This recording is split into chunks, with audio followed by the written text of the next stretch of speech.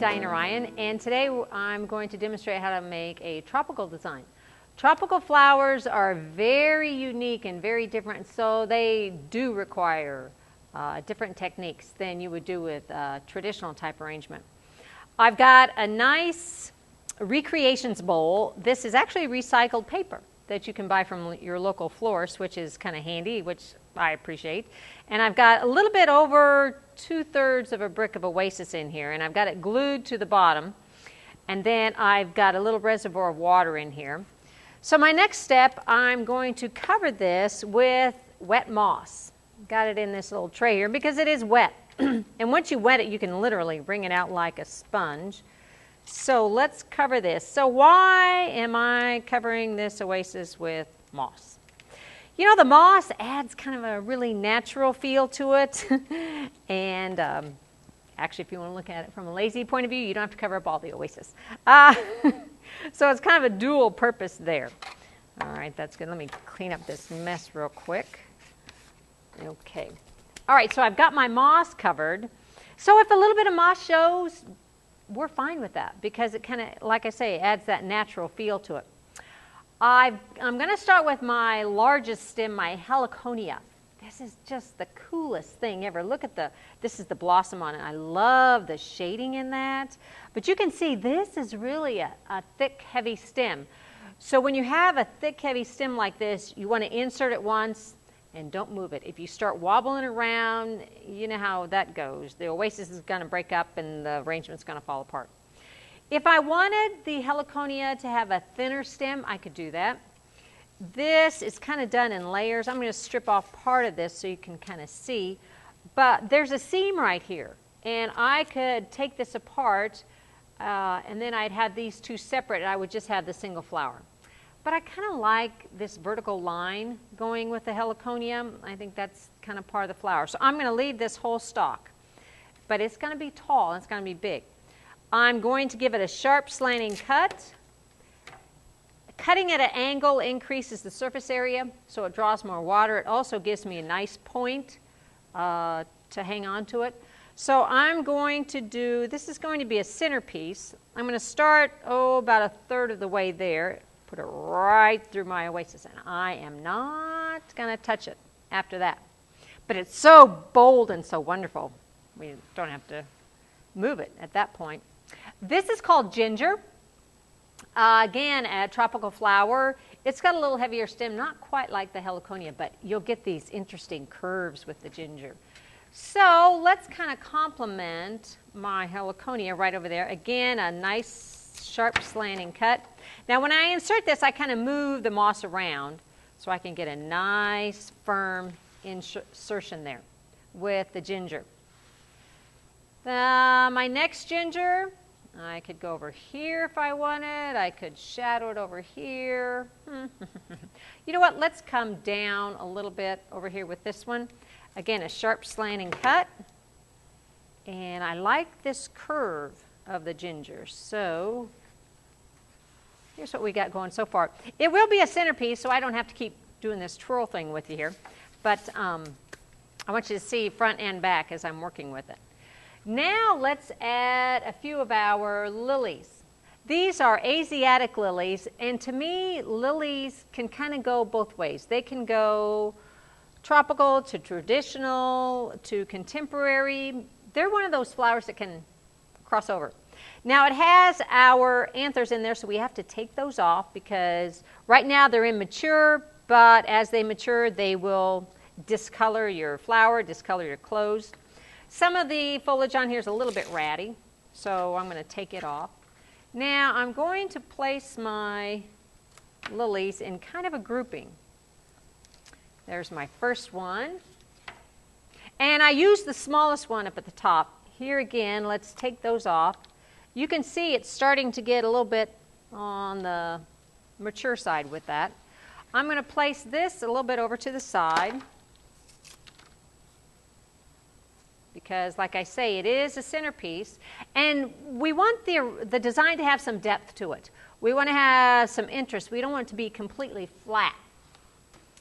And you noticed I placed my lilies on the edge of the table for a very good reason. Asiatic lilies bruise so easily. One little tap, you're going to get a crease in the flower, and it's not going to be that gorgeous, smooth, or rich color. So I'm very, very tender with my Asiatic lilies. Some of the other lilies, like stargazers, are much more forgiving. They don't get those creases in them, but Asiatic lilies really do. Okay, this has got a double blossom on it. The stem of one is way too short to even use, so I'm going to keep them together. So this is going to be good for my focal area. It's going to be shorter. Now I also peel off foliage that might possibly go into the oasis. We do not want foliage in the oasis. That adds more food for potential bacteria, which decreases the life of the flowers. So let's place this down towards the bottom. Again, I'm going to kind of move my moss over to the side. So I'm starting to build some rhythm, some movement, kind of a focal area. Now I'm going to start adding my foliage. For tropical design, foliage is key. If I were to add leatherleaf to this, it just looked a little bit out of place. It wouldn't have good harmony. Harmony is everything working together, a pleasing aesthetic quality. So if I have tropical flowers, I'm going to expect to see tropical foliage. So I've got a nice little bucket of tropical foliage here. The first one I'm going to pick out is my monstera leaves. Gotta love these leaves. I mean, this screams the tropics, doesn't it? So let's place these, and a few of these go a long ways. You don't have to get too carried away with these. These are going to be towards the bottom. Now, you can see the leaf is bent from the stem. We're not going to curse that. We are going to put it in our design to accent that little curve.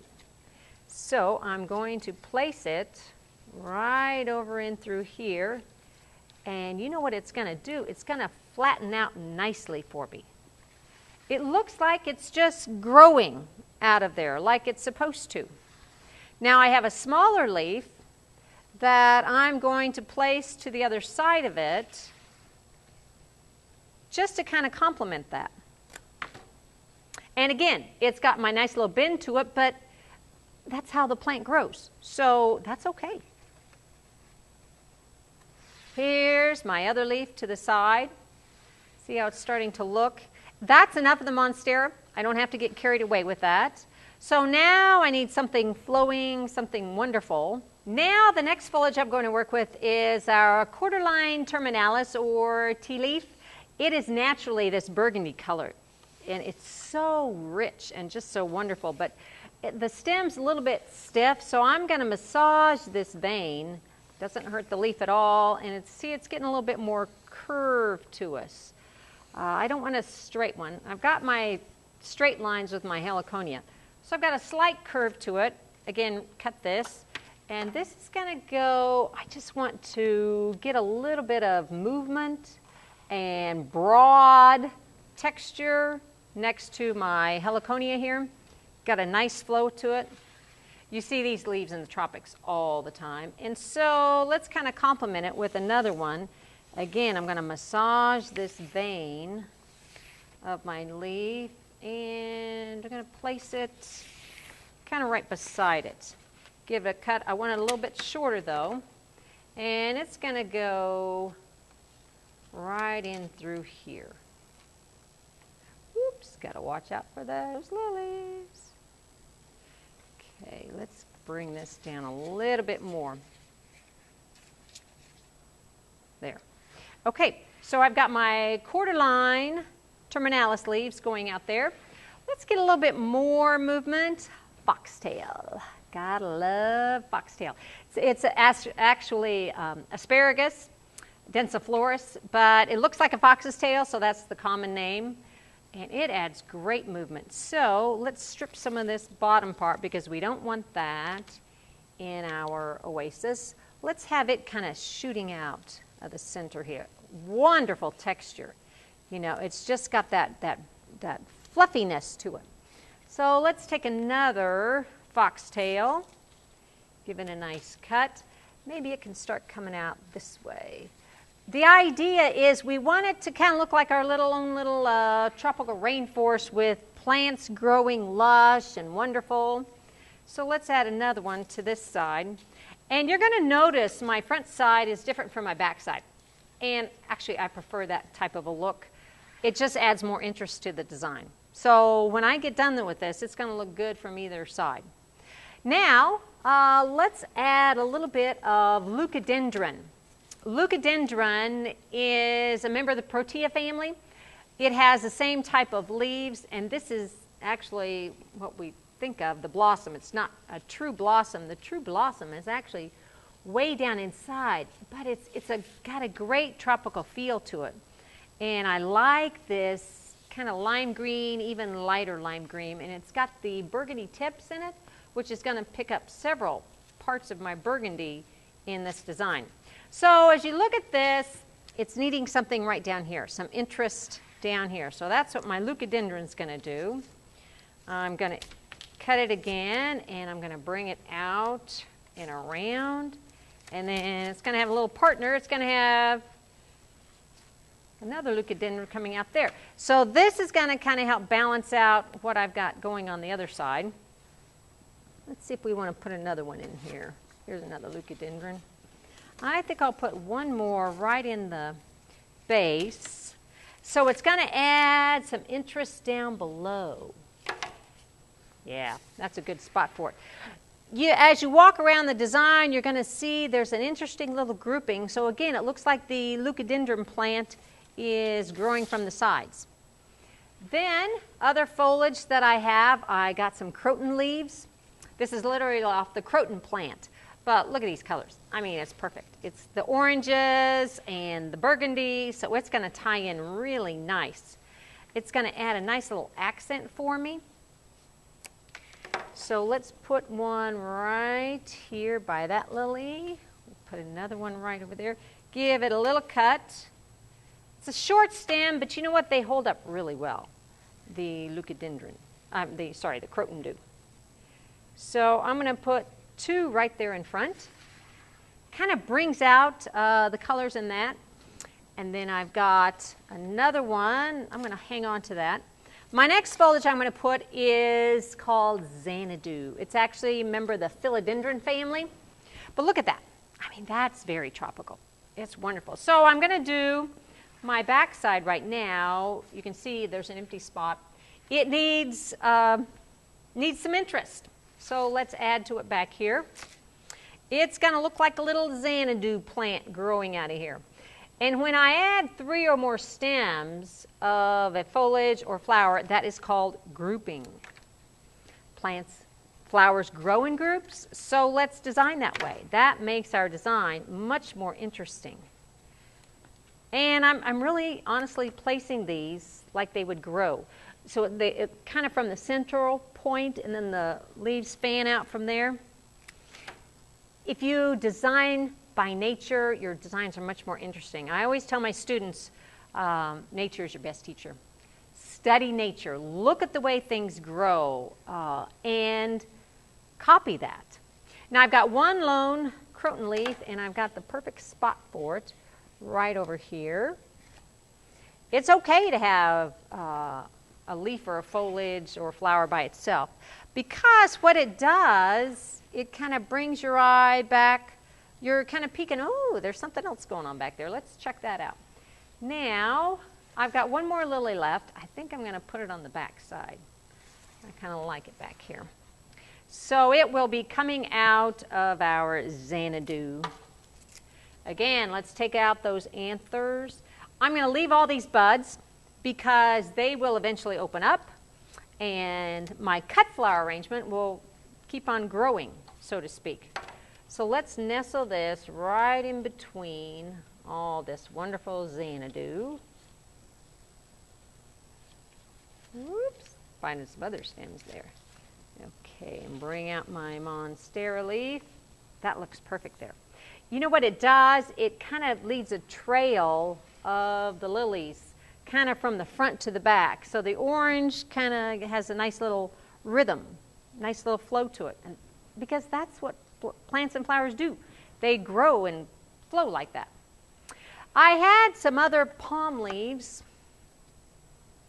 Let's see if I want to put this anyplace. I think I've got enough interest up high. The one thing you want to keep in mind with tropicals is don't junk it up. Don't add all kinds of stuff at the top, because then you lose the beauty and the individual appeal of each individual flower. If I put all this stuff back there, you're not even going to notice these stalks. So I think I'm just about done. You know what? I could add a little bit of palm out that way. This is a nice tall arrangement, so I can get some width out there. Let's add my palm branch right out here. It's not too much. In fact, I have another one. Yeah, let's add the other one at the bottom. Don't need it quite that long, just a little touch.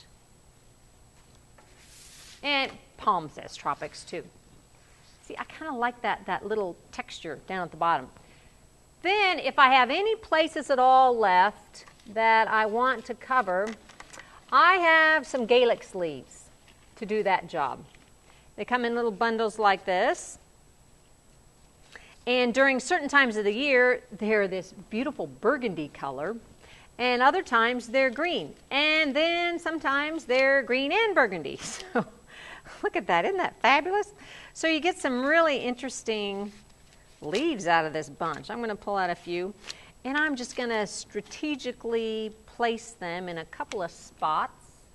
It's going to look like this little, they kind of remind me of little lily pad leaves, you know, the way they grow. I'm going to kind of layer them front to back stair step, which in design terms is called terracing. Front to back placement. It's very subtle and minor, but it's attention to detail that makes your designs more unique and kind of sets you apart from everybody else.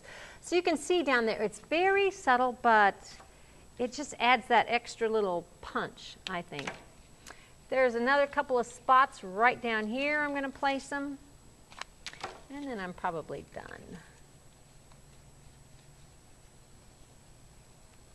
Again, it's a little thing, but those little things, I think, can make a big difference. So this is the front side, if you want to call it, and then this is the back side.